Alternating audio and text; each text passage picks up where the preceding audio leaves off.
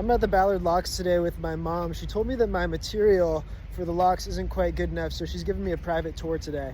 The small locks uses 500,000 gallons of water every time it goes up and down. The large locks, on the other hand, uses 7 million gallons of water. That is 7 million gallons of fresh water that gets drained from the lakes every single time they empty the locks.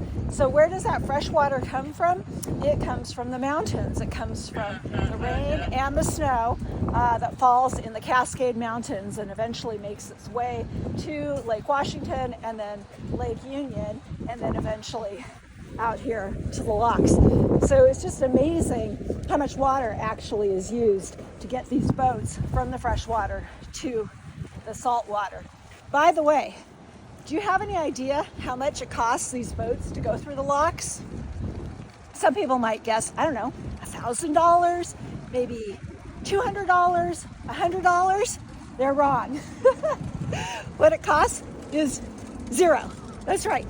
These boats are able to go through these locks and pay nothing.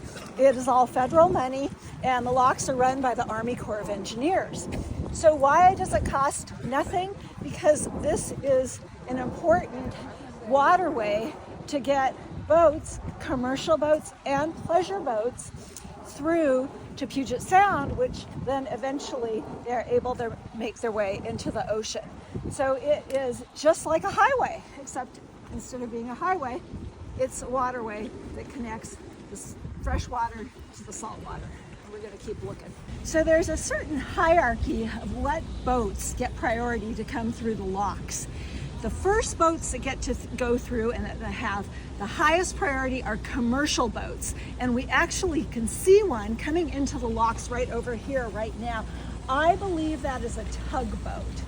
And so that would be considered a commercial vehicle. And it's coming into the large locks. It will be interesting to see if they run these locks and actually run this one with only one boat in it. And it wouldn't surprise me if they did, because we're not seeing a lot of marine traffic coming behind it. We're going to watch this boat for a little while. So what's going to happen here is the boats are going to come in and then they're going to block off this area over there.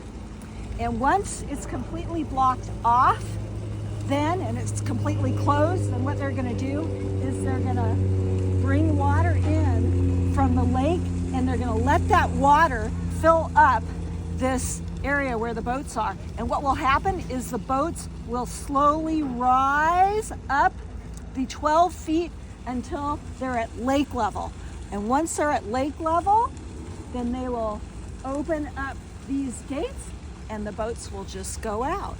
Now at that point, the water's at lake level. So then the locks are able to take boats that are coming from the lake and want to go down to the level of Puget Sound.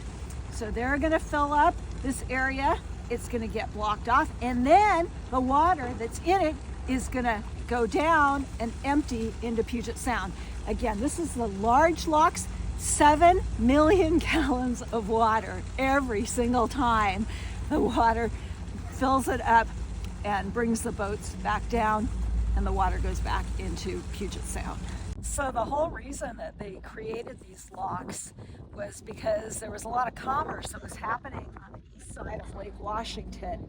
There was a lot of coal mining, there was a lot of timber, and the only way that they could get all of these products from the east side into Puget Sound was to go over lakes and over land and over more lakes and over more land, and then eventually into Puget Sound. So what they decided to do was to dredge a canal between the lakes that would allow ships to get through all these lakes. But there was still this problem where the lakes were at one level and Puget Sound was 12 feet lower. So the only way that ships were able to get from the lakes at this one level down to Puget Sound was to create the Ballard Locks. And this was done in 1917, and they're using them with the same technology today.